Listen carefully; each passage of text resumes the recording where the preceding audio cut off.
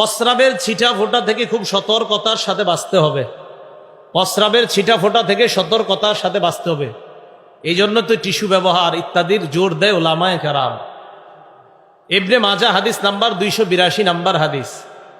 এই হাদিসের মধ্যে আসছে রাসূলুল্লাহ সাল্লাল্লাহু আলাইহি ওয়াসাল্লাম আলাল কবরাইন, নবী দুই কবরের পাশ দিয়ে গেলেন। যাওয়ার সময় আল্লাহ নবী বললেন, ইন্নাহুমা লা ইউআযাবান, এই দুই কবরের মধ্যে যারা আছে তাদেরকে আযাব দেওয়া হচ্ছে, তাদেরকে শাস্তি দেওয়া হচ্ছে।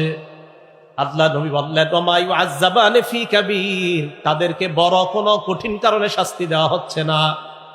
সাহাবাদেরকে আল্লাহ নবী বললেন, দুইটা অপরাধের কারণে দুই কবরওয়ালা শাস্তি পাইতেছে। কয় অপরাধ? এক নাম্বার, আম্মা আহাদুহুমা ফাকানা ইয়ামশি বিন নামিমা, একজন চুগলখড়ি করত, একজনের কথা আরেকজনের কাছে লাগিয়ে বেড়াইতো, আরেকজন প্রস্রাবের ছিটা ফোঁটা থেকে বাঁচত না।